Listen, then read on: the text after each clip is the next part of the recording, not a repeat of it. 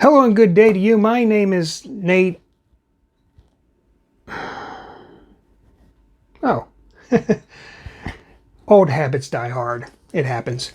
Anyway, hello and good day to you. My name is Nate. This is Limping Through Models with Nate, and I'm trying out a new camera angle mainly because I'm getting fat and I wanted to try an angle that better hides that, for lack of a better term. So straight on is what I'm going with. I'm hopeful this is going to be a nice angle to show off things, to talk to you face to face and everything. Nevertheless, this is part 3 of the chicken salad challenge where I'm building the Tornado flat ride. I got a lot of work done this time around, so I'm going to show that off to you. And with all that in mind, let's get started. Long before they were attached, I had laid out all the backboards in order and traced that pattern onto a sheet of styrene. Problem was that styrene was too thick to be easily cut with a knife, and I have no clue where that sheet is now.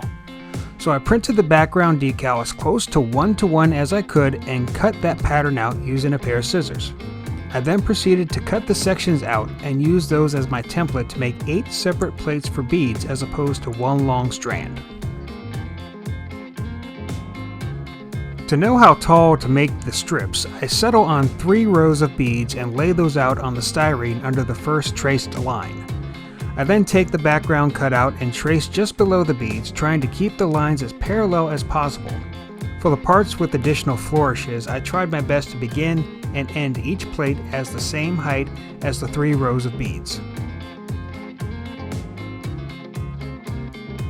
Once again, the pattern was as close to 1:1 as I could get it, so it's inevitable that I had to do some cutting and shaving to get the plates to fit right on the backboard. A good thing about my choice of styrene is how thin it is. Being able to take scissors to some of the flourishes really made cutting the pieces out much easier than scribing and scribing and scribing again. Now on to the tedious, painstaking work of laying these tiny check beads on the plates.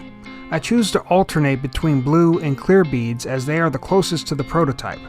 All told, it takes about 3 evenings to complete all the plates. Admittedly, motivation was more of a factor in getting this part done than the actual time it takes to lay out the beads.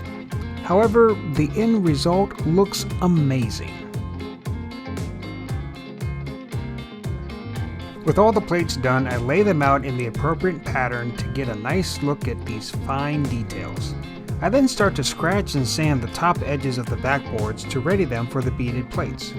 When roughed up enough, I start with the middle plates and work my way out to the edges. One concern I had with this was all the angles between the backboards and how the beaded plates would fit in. I expected numerous beads to ping off the plate, but thankfully that did not happen.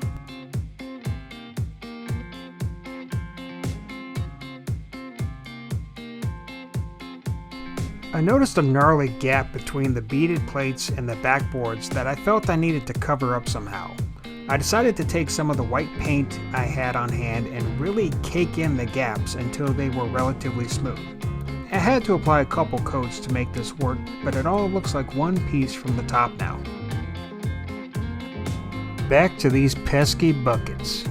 I took a Dremel and grinded around the top where the beads would eventually go.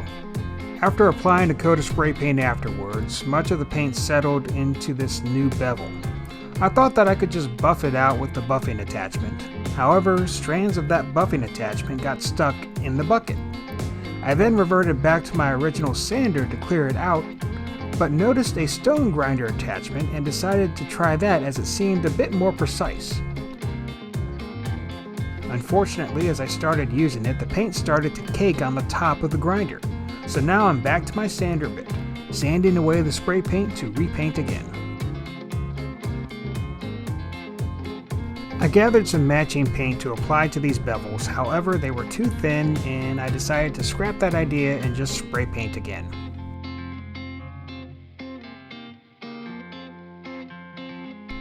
Rummaging through my cache of styrene strips, I find some square strips to use as the supports for my backboards. If you recall my last video, I mentioned my intention of replicating the bracing seen on my breakdance model from Faller. I used the soon-to-be-removed bracing to measure out my first set of support strips.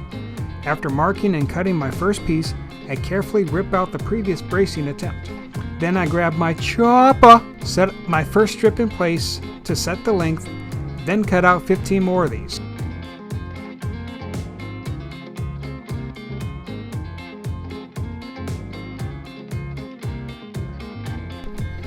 I decided to treat each backboard separately, so that means replicating this bracing 8 times over. This was relatively simple with the sidebars on the top, middle, and bottom supports. I added additional supports along the top of the eventual catwalk installation.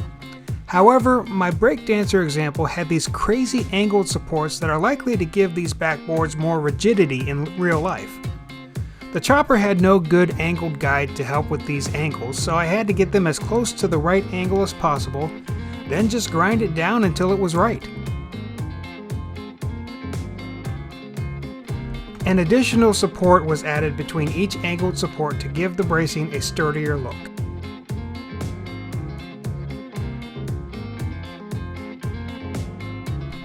Again, much like the beads, this work was tedious and required much self-motivation to complete in a timely manner.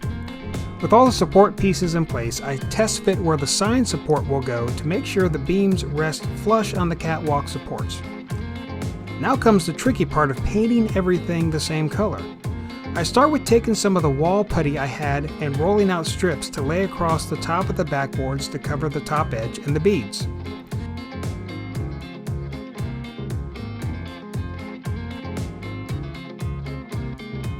I then used paper towels to further mask areas I did not need paint on.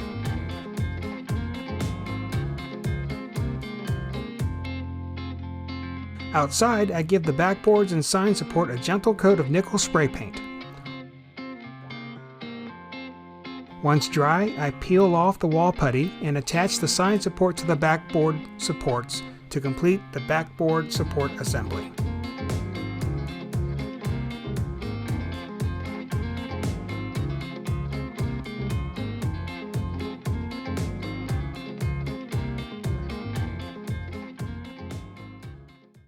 Alright, so this is what I have now. It doesn't look like much has happened to it, but it was a lot of tedious work, a lot of painstaking work, but I think work that's going to overall make this a more realistic looking model than what it was before.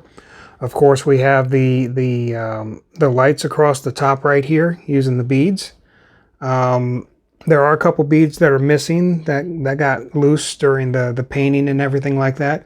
One thing I didn't show off is that I did raise the arm a little bit to be a little higher, just to be a little bit more accurate to what the actual ride tilts to. It's probably more of a 45-degree angle, and that's what I have here. So there's that. In addition to that, I did get around to repainting all the buckets.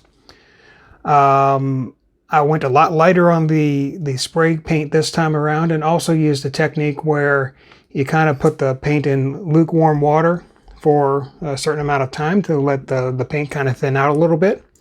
Especially helpful during the cold weather we've been having here. It was a 50-degree day the other day, and that's when I went out and spray painted all these. So all I need to do is put some gloss clear coat on this, and then I'll put the beads around the edges and get those buckets put onto the gondola. On top of that, I need to find those ball bearings that I had.